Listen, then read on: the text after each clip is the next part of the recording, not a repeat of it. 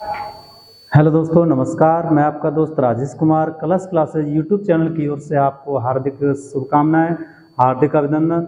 तो दोस्तों देखें, हम जिन क्लासों की जो श्रृंखला चल रही थी हमारी, वो हिंदी व्याकरण की चल रही थी। और हिंदी व्याकरण में अपनी जो श्रृंखला चल रही थी वो संधियों की चल रही थी।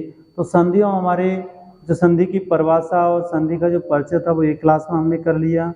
जो दूसरी क्लासें थी उनमें हमारी दीर्घ संधि, और तीसरी क्लास थी उसमें हमारी गुण संधि, और जो तीसरी क्लास थी चौथी क्लास थी हमारी, उसमें हमने वृद्धि संधि को पढ़ा। और निरंतर उसी क्रम में हमारी जो श्रृंखलाबद्ध क्लासें चल रही थी, उन क्लासों में हमारा जो अगली संधि होती है स्वर संधियों चल रही थी। स्वर संधि जो 5 वेद थे, उन 5 वेदों में से जो चौथा वेद था हमारा यण संधि। कौन सा दोस्तों? यण संधि। यण संधि चल रही थी। तो यण संधि में किसकी परिभाषा क्या होती है, और हमारी हिंदी व्याकरण में यानी हमारे हिंदी वर्णमाला में जो यण वर्ण होते हैं वे कौन कौन से यण वर्ण होते हैं, कौन कौन से वर्ण यण वर्ण कहलाते हैं। तो दोस्तों पहले हम यण वर्णों को पढ़ेंगे, देखेंगे। तो यण वर्ण, तो हमारे जो यण वर्ण होते हैं वे 4 होते हैं, य, र, ल और व। ये हमारे 4 क्या हैं? यण वर्ण है। क्या है मित्रों? यण वर्ण है। तो इन यण वर्णों का निर्माण कैसे होता है और क्यों होता है? तो सबसे पहले तो हम देखेंगे मित्रों, हम स्वर संधि को पढ़ रहे हैं और स्वर संधि में हम यण संधि को पढ़ रहे हैं। तो हमारे जो य, र, ल, व, ये हमारे जो यण वर्ण है, इनको गिना जाता है या इनको हम पढ़ते हैं तो व्यंजन में पढ़ते हैं, लेकिन फिर हम इनको स्वर संधि में क्यों पढ़ते हैं? तो दोस्तों इसका एक कारण है, क्योंकि जो हमारे य, र, ल, व वर्ण है, इनका निर्माण हमारे स्वरों के मेल से होता है, इसलिए हम स्वर संधि में इन यण वर्णों को पढ़ते हैं। तो किस प्रकार पढ़ेंगे हम इन यण वर्णों को, कैसे इनका निर्माण होगा? तो दोस्तों सबसे पहले हम यण संधि की परिभाषा देखते हैं कि यदि छोटी ई, बड़ी ई व, छोटी ई, बड़ी ई और छोटा ऊ और बड़ा ऊ के बाद बड़ा ऊ तथा री के बाद कोई असमान स्वर आए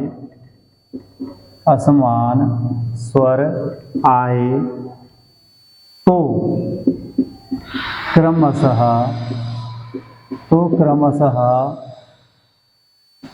ई और ऊ तथा री के स्थान पर य, व, र हो जाता है। क्या हो जाता है? य, व, र हो जाता है। य, व, र हो जाता है। तो दोस्तों हम जो य, र, व को पढ़ रहे हैं, य, व और र, फिर इनमें से हमारा एक वर्ण जो हमारा है ल, इसको हम हिंदी की यण संधि में क्यों नहीं पढ़ते हैं दोस्तों? क्योंकि ये हमारा ल वर्ण है, हिंदी में इनको नहीं स्थान दिया गया है, और इसीलिए इसको संस्कृत भाषा में ल को पढ़ते हैं। तो दोस्तों इसके उदाहरणों को हम नहीं पढ़ेंगे और नहीं इसको हम समझेंगे। हमारे जो 3 वर्ण हैं य, व और र, इन 3 वर्णों के माध्यम से हम यण वर्णों को और यण संधि को समझेंगे। तो सबसे पहले हम मित्रों देखते हैं हमारा जो यण वर्ण होता है य। कौन सा मित्रों? य। तो य का निर्माण कैसे होता है और किस प्रकार से इसको हम यण संधि में पढ़ते हैं दोस्तों? तो यदि क्या होता है? छोटी और बड़ी, हम इसको जो परिभाषा है उसको एक बार निष्कर्ष तौर पर देख सकते हैं। छोटी और बड़ी, छोटा ऊ, बड़ा ऊ, छोटा ऊ और बड़ा ऊ, और री रे री के बाद कोई असमान स्वर आए, क्या है दोस्तों, असमान स्वर। असमान स्वर से क्या आशय है दोस्तों, कि छोटी और बड़ी ई के बाद में ऐसा ही, यानी छोटी और ई बड़ी ई का जो आवृत्ति है, पुनरावृत्ति है, वो पुनरावृत्ति नहीं हो, बल्कि इसके बाद कोई सा भी अन्य वर्ण आ जाए ई को छोड़कर, उसको कहते हैं असमान स्वर। तो उ के बाद कोई असमान स्वर आए, री के बाद कोई असमान स्वर आए, तो क्रमशः क्या होता है, जो ई होती है इसके ई के बाद आए तो य हो जाता है, और उ के बाद आए तो व हो जाता है, और री के बाद आए तो क्या हो जाता है मित्रों, र हो जाता है। क्या हो जाता है, र हो जाता है। तो इस तरह से हम इसको देखते हैं मित्रों कि यदि छोटी बड़ी और छोटा ऊ बड़ा ऊ के बाद तथा री के बाद कोई असमान स्वर आए तो छोटी ई बड़ी ई के स्थान पर यह हो जाता है, और छोटा ऊ बड़े ऊ के स्थान पर अगर असमान स्वर आए तो वह हो जाता है, और यदि री के बाद कोई असमान स्वर आए तो उसके बाद क्या हो जाता है, उसके स्थान पर र हो जाता है। तो दोस्तों हम एक एक करके इनके उदाहरणों को समझेंगे और पढ़ेंगे कि किस तरह से इसका निर्माण होता है। तो दोस्तों हम एक चीज पढ़ते हैं यण संधि के अंतर्गत, कि यण संधि में जो हमारे यण वर्ण होते हैं, यण वर्णों से पूर्व का वर्ण कैसा हो जाता है, स्वर रहित, यानी आधा हो जाता है। कैसा हो जाता है, आधा हो जाता है। और क्यों आधा हो जाता है, इसका हम कारण भी पढ़ेंगे, और किस तरह से हमारा जो आधा वर्ण होगा। तो दोस्तों सबसे पहले हम ई वाले उदाहरण लेंगे, ई वाले यानी यह के उदाहरण लेंगे, और उनके माध्यम से हम यण संधि को पढ़ेंगे। उसी क्रम में हमारा यह, व और र, इन तीनों के उदाहरणों को हम क्रम से पढ़ते जाएंगे। तो सबसे पहले दोस्तों हम देखते हैं यण संधि के अंतर्गत यह वाले उदाहरण। कौन से उदाहरण, यह वाले उदाहरण।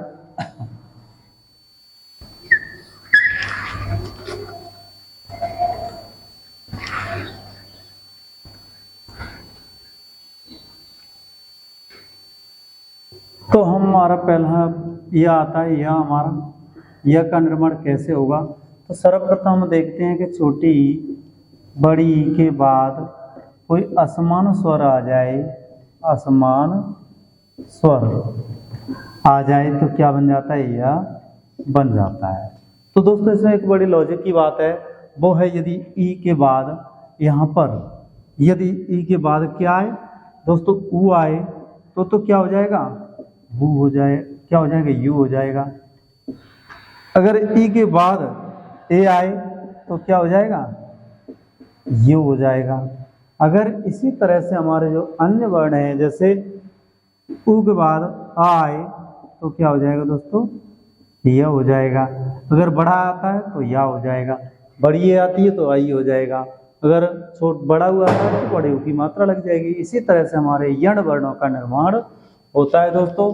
तो देखते हैं हम इनको उदाहरणों के माध्यम से समझेंगे कि हमारा पहला उदाहरण है इसमें कि त्रि धन अम्बक। क्या है दोस्तों, त्रि धन अम्बक। तो यहाँ से छोटी ई निकली। अब यहाँ से जब छोटी ई निकल कर आई तो हमारा जो त्रिवर्ण है वो कैसा हो गया, आधा हो गया। कैसा हो गया मित्रों, आधा हो गया, यानी स्वर रहित हो गया। अब यहाँ पर हमारा अंग आ गया, तो दोनों को मिलाया तो क्या बचा, हमारा यह बना। अब यह बना, ये आधा है तो यहाँ पर आधे वर्ण को ले आएंगे, हमारा यह यहाँ पर है और बचा बक। तो हमारा नए शब्द का जो निर्माण हुआ वो कौन सा हुआ, त्रयंबक। कौन सा हुआ, त्रयंबक। तो ये हमारा पहला उदाहरण है। दूसरा है परिधन अटन, परिधन अटन। तो देखते हैं दोस्तों यहाँ पर छोटी निकल कर आई तो ये पर बचा, यानी आधा हो गया, आधा रह हो गया। तो इसके बाद हमारा अ मिल रहा है, क्या मिल रहा है, अ मिल रहा है। दोनों को मिलाएंगे दोस्तों तो यह बन जाएगा और हमारा जो शब्द बनेगा पर्यटन। क्या बचेगा, पर्यटन। क्या बचेगा दोस्तों, क्या शब्द बनेगा, पर्यटन। ऐसे इसी तरह से हमारा जो तीसरा उदाहरण है कि उपरि धन उक्त।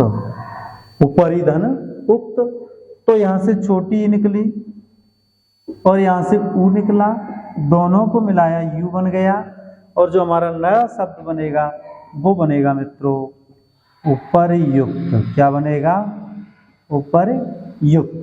कौन सा बनेगा, उपरयुक्त। तो इसी तरह से हमारे जो अन्य उदाहरण है, एक उदाहरण और देखते हैं दोस्तों कि हमारा जो अगला उदाहरण होगा वो होगा कि देवी धन अर्पण। क्या है मित्रों, देवी धन अर्पण।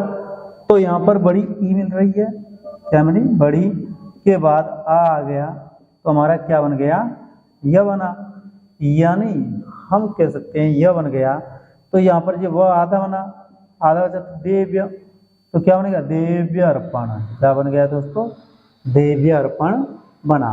तो इस तरह से दोस्तों हम इसको एक बार पुनः रिवीजन के तौर पर देखते हैं कि यदि यण वर्ण हमारा जो पहला यह होता है, यदि छोटी ई और बड़ी ई के बाद में कोई असमान स्वर आए तो यह बन जाता है।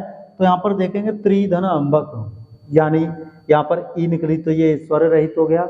हमने लिखा था नीचे कि यदि हमारे जो यण वर्ण होंगे, यण वर्णों से पूर्व हमारा आधा वर्ण हो जाता है, यानी स्वर रहित होता है। ये हमारे किसकी, यण संधि की पहचान में बताया था।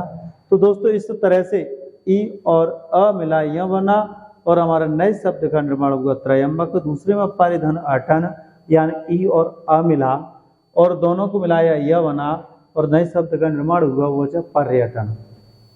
और उपरि धन उक्त, यानी ई यहाँ से निकली, ऊ यहाँ से निकला, यू बना और शब्द बन गया उपरयुक्त। क्या बना मित्रों, उपरयुक्त। ऐसे ही देवी धन अर्पण, यहाँ से बड़ी और दोनों को मिलाया यह बना और शब्द बन गया, नया शब्द का निर्माण हुआ देव्य अर्पण। क्या बचा, देव्य अर्पण। उसी तरह से हमारा जो अगला वर्ण आता है यण वर्णों में, पहला ये हो गया और जो दूसरा वर्ण आता है वो वर्ण, कौन सा, वो वर्ण। और इसको भी हम उदाहरणों के माध्यम से समझेंगे मित्रों। तो देखते हैं कौन कौन से उदाहरण हैं इसमें आते हैं जो हमारे व का निर्माण करेंगे और किस प्रकार से होगा। उन उदाहरणों को हम व्याख्यात्मक रूप से देखेंगे और उन उदाहरणों को हम समझेंगे मित्रों।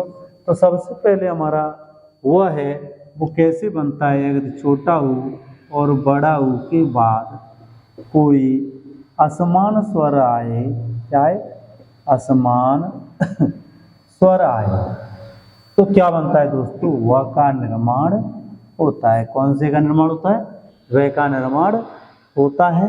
और कैसे, जैसे हम उदाहरणों के तौर पर देख सकते हैं, उदाहरण हम इसमें कि देखा दोस्तों, मधु धन आरी, मधु धन आरी।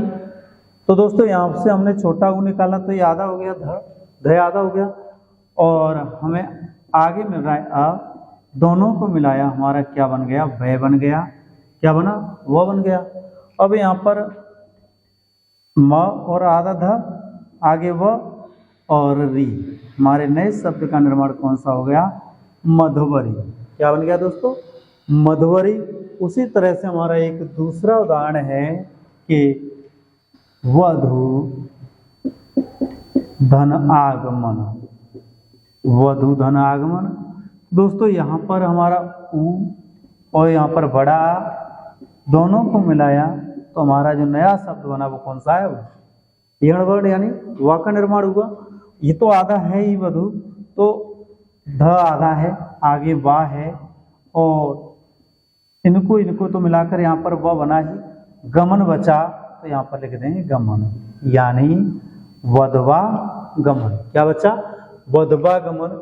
इसी तरह से हमारा तीसरा उदाहरण है कि तनु धन अंगी, तनु धन अंगी। तो दोस्तों यहाँ से ऊ निकला और यहाँ से अंग निकला, दोनों को मिलाया वो बना और हमारा शब्द बनेगा तनभंगी। क्या बनेगा? तनभंगी। क्या बना दोस्तों? तनभंगी। उसी तरह से हमारा जो शब्द है जैसे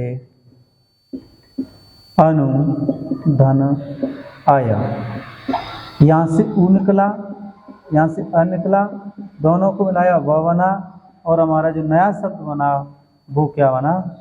अन्वय। क्या बना? अन्वय। तो इस तरह से हमारे जो नए उदाहरण थे, जो 4 उदाहरणों के माध्यम से हमने इस वो वाले उदाहरणों को पढ़ा, तो उसी क्रम में हमारा जो अगला वर्ण आएगा वो कौन सा वर्ण है मित्रों? रै वर्ण। कौन सा है? रै वर्ण। तो इनका निर्माण कैसे होगा और इनके उदाहरणों के माध्यम से भी हम पढ़ेंगे। तो मित्रों देखते हैं हम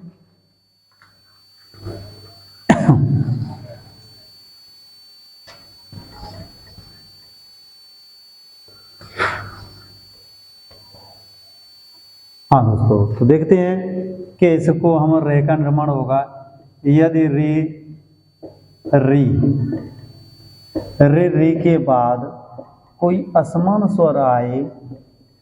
क्या है? असमान स्वर आए तो किसका निर्माण होता है? रे का निर्माण होता है। किसका होता है? रे का निर्माण होता है।